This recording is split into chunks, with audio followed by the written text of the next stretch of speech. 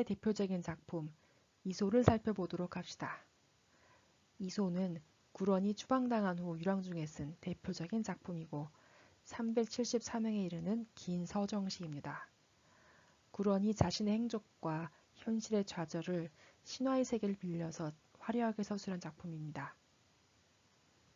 이소에 대해서는 여러 가지 해석이 있습니다.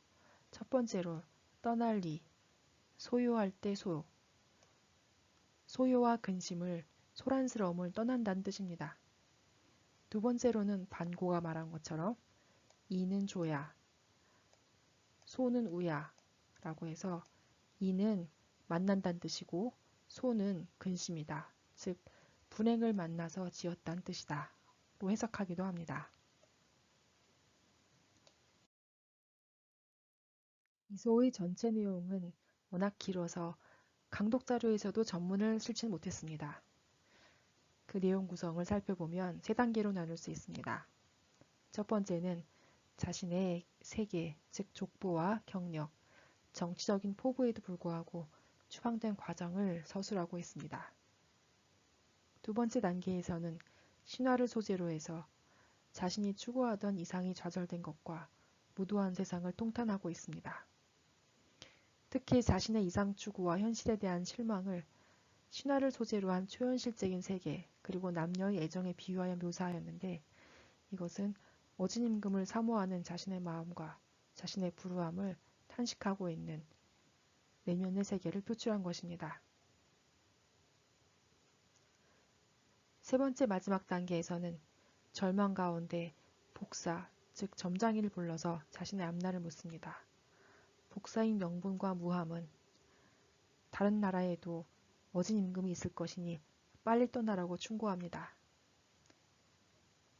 그러나 구런은 임금과 신하의 의리를 저버릴 수 없으니 자신은 기울어져가는 초나라의 운명을 참아보지 못하고 차라리 팽함을 따라 죽겠노라 라고 이야기하죠.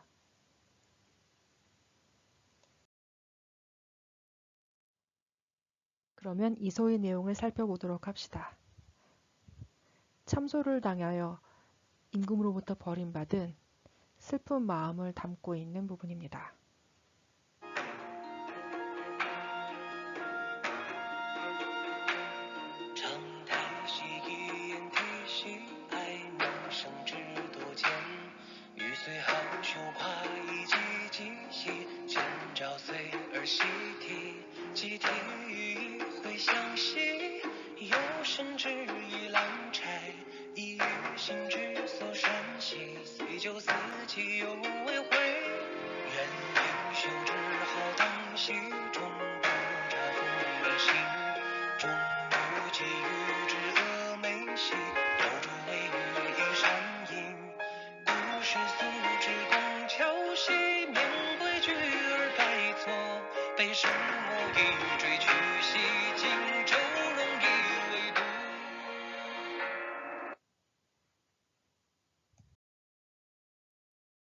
계속해서 이소의 뒷부분을 살펴봅시다.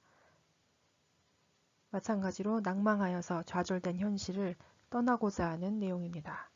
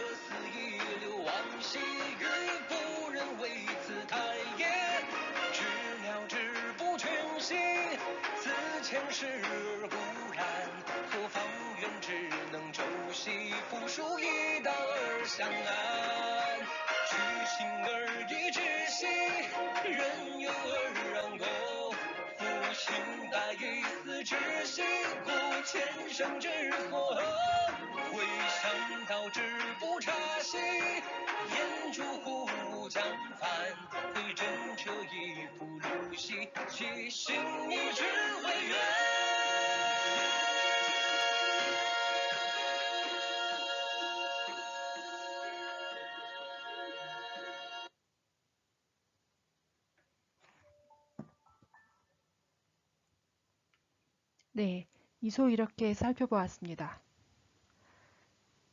시9에서 해자가 반복되어 나타나면서 시로 끝나면서 리듬감이 살아있죠. 이것이 초사체의 전형적인 특징입니다.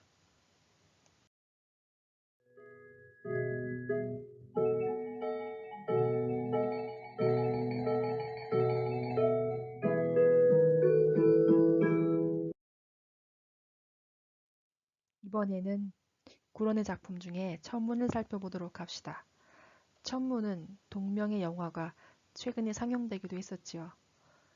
말 그대로 하늘이 묻는다는 뜻일 텐데 이것은 오히려 하늘은 지존해서 물어볼 수 없기 때문에 천문이라고 하였다는 해석이 있는 것처럼 오히려 문천, 하늘에 묻는다는 뜻으로 해석할 수 있습니다.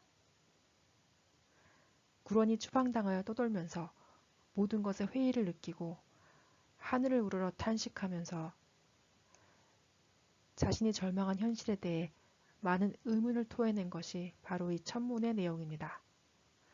어찌 보면 해답을 얻기 위해서라기보다는 가장 근원적인 것에 대한 모든 회의와 질문을 쏟아낸 것이라고 하겠네요. 근대에서는 현상계의 모든 문제에 대한 의문으로 해석하기도 합니다. 그렇지만 문장의 마지막을 보면 결국 자신의 처지에 대한 원망과 한탄, 하늘에 대한 원망과 불평으로 볼 수도 있을 것 같습니다.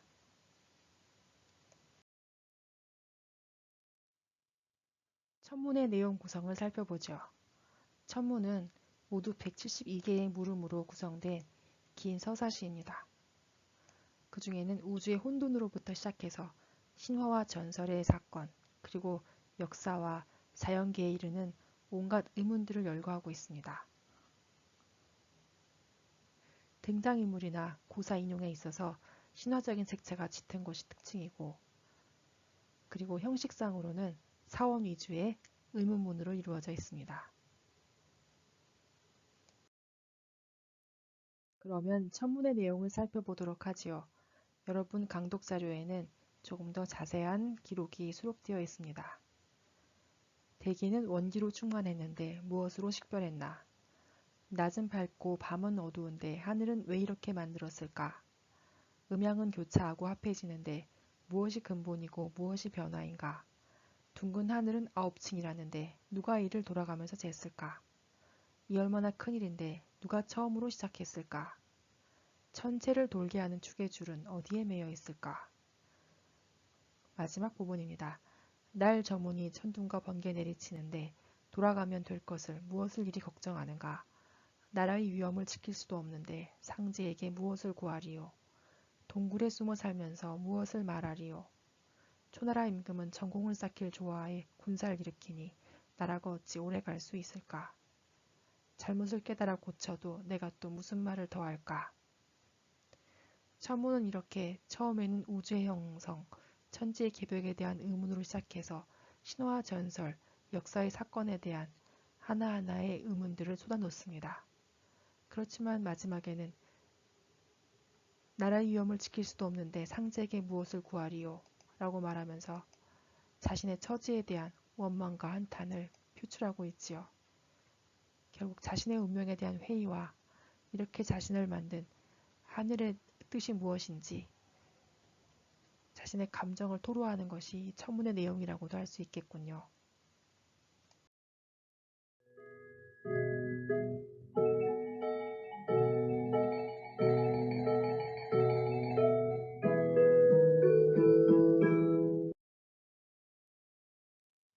이어서 국가를 살펴보도록 하지요.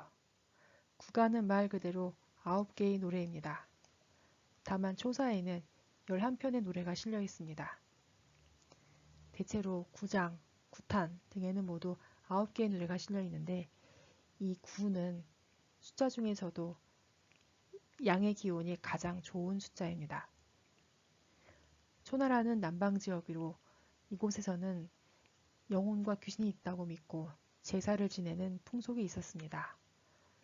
그래서 당시에 제사를 지낼 때 반드시 악가를 지어서 노래를 하고 춤을 추면서 신을 즐겁게 하는 풍속이 있었죠.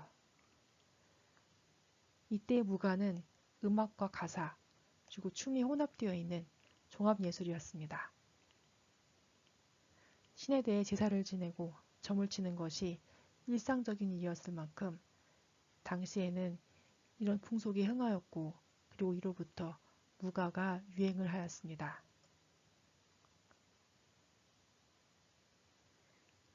초나라에 전해지는 제사의 악곡에 구런이 자신이 노래를 붙인 것이 바로 구가입니다. 이어서 구가의 구성을 살펴봅시다. 구가는 모두 11편으로 구성되어 있습니다. 이 중에 동황태일, 운중군, 상군, 상부인, 대사명과 소사명, 동군, 하백, 산귀까지는 모두 신의 이름입니다. 그렇게 말하면 신을 부르는 9개의 노래인 것이 맞군요. 이 신을 부르는 무당은 신과 인간을 매개하는 영매, 즉 샤먼이 됩니다. 무당이 신을 불러내는 과정은 그 초혼의 과정은 마치 남녀가 연애하는 것처럼 밀당하듯이 표현되어서 매우 낭만적입니다. 남신을 부를 땐 여자 무당이 주도를 하고 여신을 부를 때는 남자 무당이 주도하면서 신을 즐겁게 하고 신이 무사히 강림하도록 유도하는 내용이지요. 구가 중에 동황태일 같이 한번 감상해 봅시다. 동황태일은 동황태일 신을 부르는 초혼의 과정과 강신하는 무소그레의 과정이 생생히 재현되어 있습니다.